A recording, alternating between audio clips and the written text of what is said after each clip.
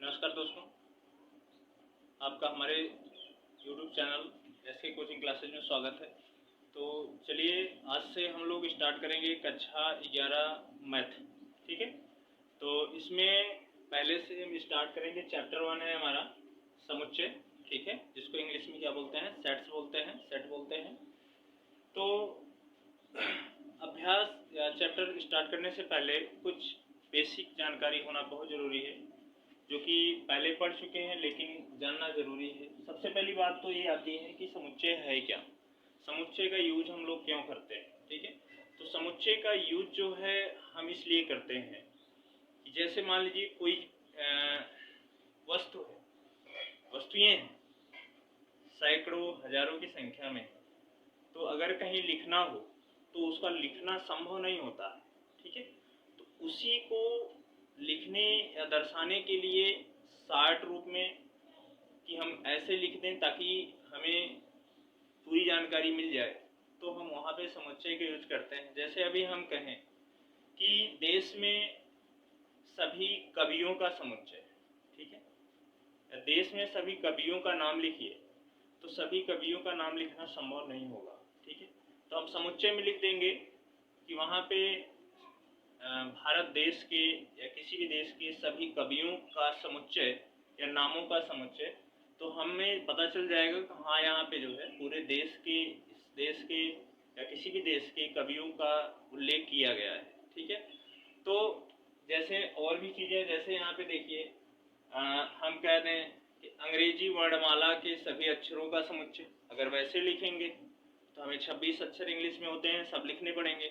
अगर हम इतना लिख देते हैं कि अंग्रेजी वर्णमाला के सभी अक्षरों का समुच्चय, तो हमारा एक लाइन में काम हो जाएगा, पूरा लिखने की जरूरत नहीं होगी और हम समझ जाएंगे कि यहाँ पे अंग्रेजी वर्णमाला के सभी अक्षरों को लिखा गया है। ठीक है, अब आगे जैसे हम कह दें 1 से 1000 तक पूर्णांकों का समुच्चय या संख्याओं का समुच्चय, तो 1 से 1000 तक गिनती लिखना संभव नहीं है, संभव है भी तो बहुत समय लगेगा, जगह लगेगा। ठीक है, तो इसलिए हम ये लिख देंगे कि 1 से 1000 तक संख्याओं का समुच्चय, तो हम समझ जाएंगे कि हाँ 1 से 1000 तक की संख्याएं लिखी गई हैं।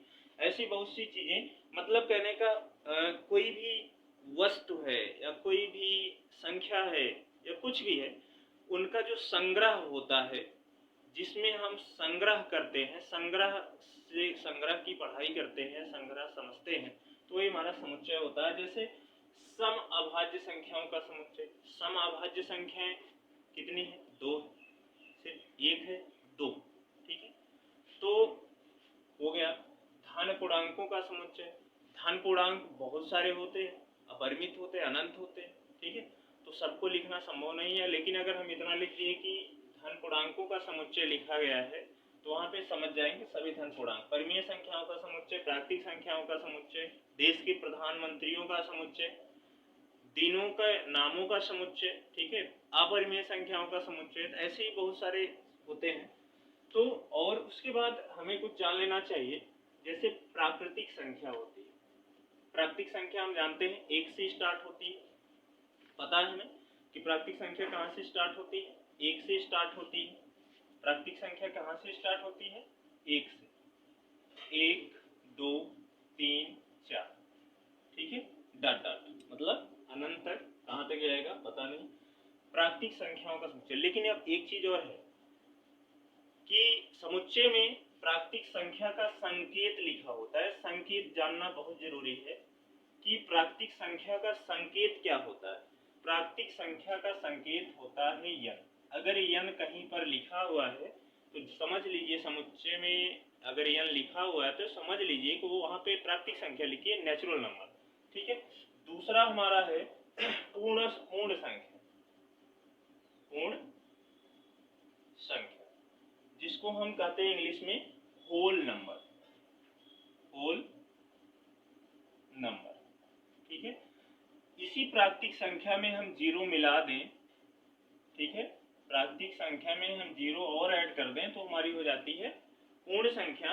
और पूर्ण संख्या का जो संकेत होता है, पूर्ण संख्या का जो संकेत होता है वो क्या होता है, W होता है। ठीक है, अब तीसरे की बात करेंगे पूर्णांक। पूर्णांक, इसको इंग्लिश में बोलते हैं इंटीजर। ठीक है, तो एक चीज ध्यान देना, हिंदी वर्ड के साथ साथ इंग्लिश वर्ड का भी थोड़ा यूज करना और जानकारी बहुत जरूरी है, क्योंकि आप लोग इंटर में पढ़ रहे हैं, तो इसलिए जो है इंग्लिश वर्ड का यूज ज़्यादा से ज़्यादा करिए। तो पूर्णांक को हम इंग्लिश में क्या बोलते हैं? इंटीजर। ठीक है, पूर्णांक क्या होते हैं? पूर्णांक जो होता है वो -इन्फिनिटी से, ठीक है, -इन्फिनिटी से माइनस मतलब सभी ऋणात्मक और धनात्मक संख्याएं जो होती हैं वो क्या होते हैं? पूर्णांक होते हैं। ठीक है, सभी ऋणात्मक और धनात्मक संख्याएं क्या होती हैं? ऋणात्मक संख्याएं, और ये धनात्मक संख्याएं क्या होती हैं? पूर्णांक होते हैं। पूर्णांक की बात आ गई अगर, तो उसमें सभी धनात्मक और सभी ऋणात्मक संख्याएं आ जाती है। अब इसकी बात करें संकेत की, कि पूर्णांक का संकेत क्या होता है? पूर्णांक को कहीं कहीं आई लिखते हैं या इसको जेड भी लिखते हैं। ठीक है, अब इसमें दो चीजें आती हैं। अब अगर धन पूर्णांक की बात कर रहा है तो आई प्लस या जेड प्लस लिखेंगे। अगर ऋण पूर्णांक की बात करेगा तो हम आई माइनस या जेड माइनस लिखेंगे। ठीक है, आई प्लस या जेड प्लस लिखा है तो इसका मतलब मान लीजिए धन पूर्णांक, मतलब 1 2 3 डॉट डॉट इन्फिनिटी तक है। और अगर ऋण पूर्णांक की बात करा है तो मतलब -1 -2 -3 डॉट डॉट माइनस इन्फिनिटी तक है। ठीक है, अब आगे हम देखेंगे अभाज्य संख्या। ठीक है, अभाज्य संख्या कहाँ से स्टार्ट होती है? तो अभाज्य संख्या जो है 2 से स्टार्ट होती है। अभाज्य संख्या, अभाज्य नंबर 4 है अभाज्य संख्या। ठीक है, अभाज्य संख्या को इंग्लिश में बोलते हैं प्राइम नंबर। ठीक, तो अभाज्य संख्या किसे कहते हैं? अभाज्य संख्या जो स्वयं से कटे और एक से कटे वही होती है अभाज्य संख्या, या कहें ऐसी संख्या जिसके सिर्फ 2 गुणनखंड होते हैं। ठीक है, जिसके सिर्फ 2 गुणनखंड होते हैं, एक होता है और एक स्वयं होता है, वही हमारी अभाज्य संख्या होती है। ठीक है, और सबसे छोटी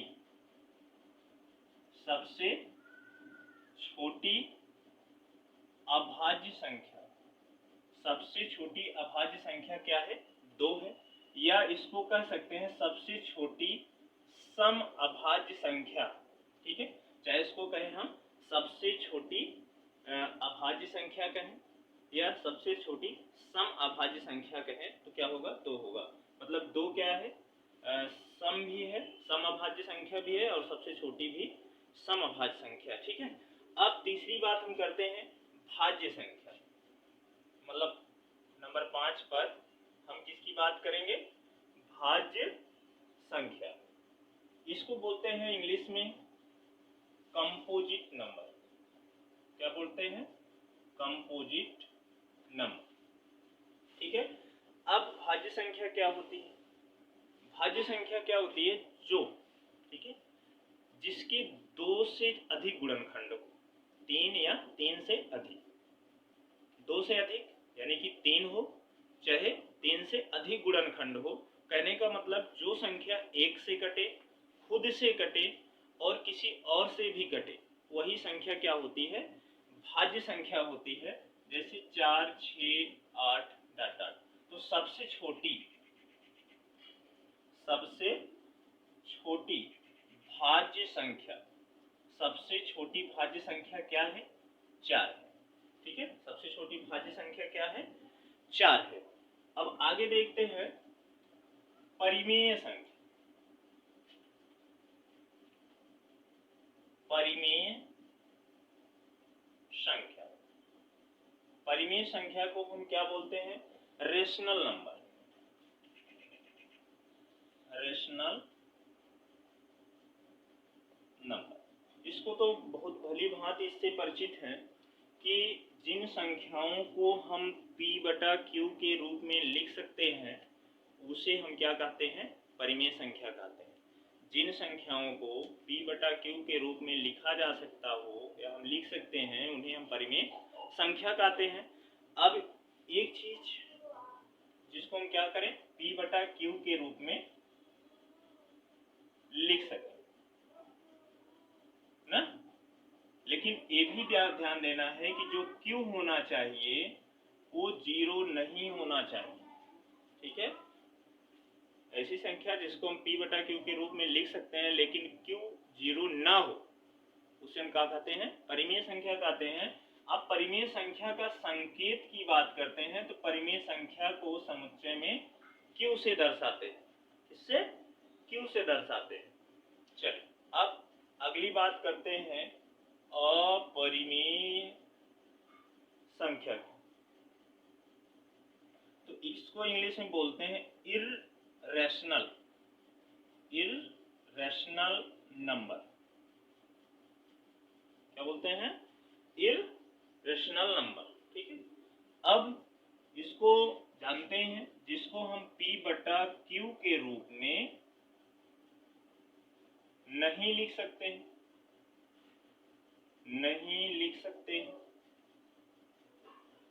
उसे हम क्या कहते हैं, अपरिमेय संख्या कहते हैं। ठीक है, जैसे इसके संकेत की बात कर लेते हैं। संकेत इसको हम q डैश से दिखाते हैं। ठीक है, अब एग्जाम्पल की बात अगर करें, जैसे पाई हमारा होता है अपरिमेय होता है, ई। ठीक है, कोई मतलब एक्सपोनेंशियल फंक्शन होगा वो भी क्या होगा, हमारा अपरिमेय संख्या होगा। ठीक है, अब हम बात करते हैं वास्तविक संख्या की। इसकी बात करेंगे, वास्तविक संख्या की बात करेंगे।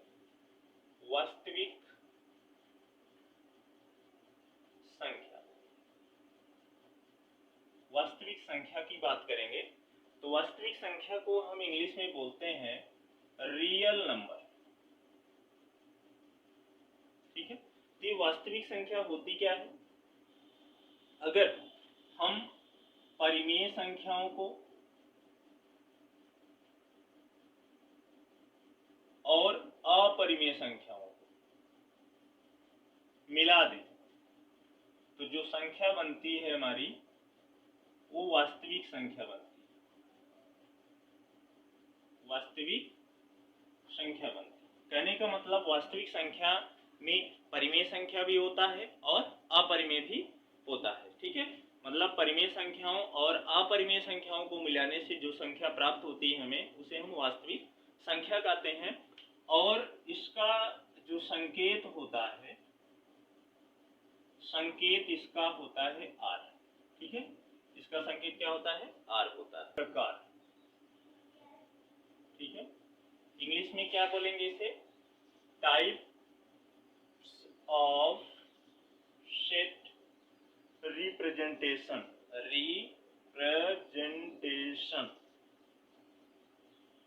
ठीक है, समुच्चय के निरूपण के प्रकार। ठीक है, यानी कि टाइप्स ऑफ सेट रिप्रेजेंटेशन। ठीक है, मतलब कितने प्रकार से हम समुच्चय को निरूपित कर सकते हैं, दिखा सकते हैं। तो इसके दो टाइप होते हैं। एक होता है हमारा रोस्टर विधि। रोस्टर विधि, इसको हम तालिका विधि भी कहते हैं। तालिका विधि भी कहते हैं और इसका एक नाम और है सारणीबद्ध रूप। सारणीबद्ध रूप। ठीक है, इंग्लिश में इसे बोलते हैं रोस्टर विधि को तो मान लीजिए रोस्टर ही बोलेंगे। तालिका विधि को हम कहते हैं टेबुलर फॉर्म। Tabular form. ठीक है, या रोस्टर, क्या? Roster form. रोस्टर फॉर्म या टेबुलर फॉर्म। ठीक है, तो पहली विधि हो गई रोस्टर विधि या तालिका विधि या सारणीबद्ध रूप, यानी कि रोस्टर फॉर्म या रोस्टर मेथड या टेबुलर फॉर्म या टेबुलर मेथड। अब सेकंड है हमारा समुच्चय निर्माण विधि। समुच्चय निर्माण विधि, ठीक है। इसको इंग्लिश में बोलते हैं set builder form method, set builder form method, ठीक है। समुच्चय निर्माण विधि, सेट बिल्डर फॉर्म मेथड, ठीक है। हम इन्हीं दो रूपों से, एक रोस्टर विधि से, तालिका विधि से, सारणीबद्ध से, समुच्चय निर्माण विधि से, दो विधियों से समुच्चय को दिखाते हैं। तो हमें इन्हीं दोनों विधियों को पढ़ना है। जैसे मान लीजिए, अब ये है क्या, चलिए हम इसके बारे में थोड़ा सा जान लेते हैं। अब जैसे मान लीजिए हमें तालिका विधि, रोस्टर विधि या सारणीबद्ध विधि से हमें दिखाना है, तो इसमें लिखेंगे कैसे, ठीक है। जो भी एलिमेंट इसमें दिए होंगे, जो भी अवयव दिए होंगे, सबसे पहले उनको दिए गए अवयवों को, दिए गए अवयवों को हम मझले कोष्ठक में लिखते हैं, ठीक है। मझले कोष्ठक के अंदर लिखते हैं, पहली बात, ठीक है। और दूसरी बात हम इसी में करेंगे कि अवयवों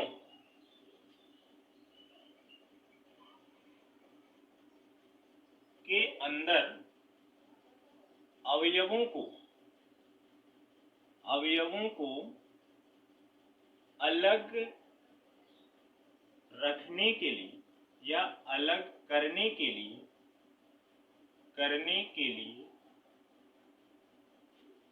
कॉमा का यूज करते हैं, कॉमा का प्रयोग करते हैं, ठीक है। क्या करते हैं, कॉमा का प्रयोग करते हैं। अब हम जैसे देखते हैं, अगर हम एग्जाम्पल लें, जैसे हम कह दें कि अंग्रेजी के स्वरों का समुच्चय, अंग्रेजी के स्वरों का समुच्चय हमें लिखना है रोस्टर विधि से। तो कैसे लिखेंगे, अब हमें पता है अंग्रेजी के स्वरों को इंग्लिश में वावेल बोलते हैं। तो वावेल इक्वल टू, हम क्या पढ़ें कि मझले कोष्ठक के अंदर लिखेंगे अंग्रेजी के स्वर कौन कौन से होते हैं, ए, ई, आई, ओ, यू, ठीक है, यही होते हैं। देख रहे हैं ना, हम एलिमेंट जो हमारा है, स्वर दिया गया है, अंग्रेजी के स्वर 5 होते हैं, यही हमारे एलिमेंट हैं। तो इन्हें जो है हम क्या करेंगे, पहला पॉइंट लिखे हैं कि मझले कोष्ठक के अंदर लिखते हैं, और सभी एलिमेंट के बीच में यानी कि सभी एलिमेंट को अलग अलग रखने के लिए कॉमा का यूज करते हैं, ठीक है। तो ये जो विधि है हमारी रोस्टर विधि है, जो भी दिया होगा एलिमेंट उसको हम मझले कोष्ठक के अंदर लिखेंगे और बीच में कॉमा का यूज करेंगे। अब सेकंड विधि है, दूसरी विधि समुच्चय निर्माण विधि है, समुच्चय निर्माण विधि, समुच्चय निर्माण विधि। इस विधि में कैसे लिखेंगे, उसी यानी कि स्वरों के समुच्चय को ही क्या लिखेंगे, ठीक है। तो एक चीज जान लीजिए कि जैसे हम लिख दिए वावेल इक्वल, एक चीज जान लीजिए, अगर जैसे मान लीजिए रोस्टर विधि में बहुत बड़ी जो कोई प्रॉपर्टी है, यानी कि कोई क्वांटिटी बहुत बड़ी है, यानी कि कोई संख्या या कोई पद, कोई चरण, जो भी हमें लिखना है, अवयव जो है, एलिमेंट जो है, अगर वो बहुत काफी संख्या में है तो हम उन्हें रोस्टर विधि से लिखना संभव नहीं होता है, ठीक है। तो तब उस कंडीशन में हम किसका यूज करते हैं, निर्माण विधि का यूज करते हैं, ठीक है। तो कहने का मतलब रोस्टर विधि जो है बहुत बड़ी क्वांटिटी को दर्शाने के लिए बहुत अच्छी विधि नहीं है, लेकिन जो हमारा ये सारणीबद्ध, ये मतलब सॉरी, ये निर्माण विधि है, ये जो है चाहे इसे छोटी क्वांटिटी दिखानी हो चाहे बड़ी क्वांटिटी दिखानी हो, दोनों कंडीशन में परफेक्ट विधि है, ठीक है। तो इस विधि से हम कैसे दिखाएंगे, मान लीजिए स्वरों का ही समुच्चय हमें लिखना है, स्वरों का समुच्चय, ठीक है, लिखना है। तो इसमें भी मझला कोष्ठक लगाएंगे, यहाँ पे एक काम सभी में कर देंगे, यक्स, ठीक है, x is such that x, ठीक है, x is such that x, ठीक है। या इसको हम इस रूप में भी लिख सकते हैं, ठीक है, चाहे यहाँ पे अनुपात यानी कि such that x is such that x, ठीक है। अब यहाँ पे यक्स है क्या, यक्स एक स्वर है, एक स्वर है, ठीक है। और स्वर की बात करें हम, इसमें अंग्रेजी और हिंदी की बात नहीं करे हैं, तो अगर यहाँ पे अंग्रेजी का स्वर की बात हो रहा है तो यहाँ पे लिखेंगे x is such that x एक अंग्रेजी वर्णमाला का स्वर है, ठीक है।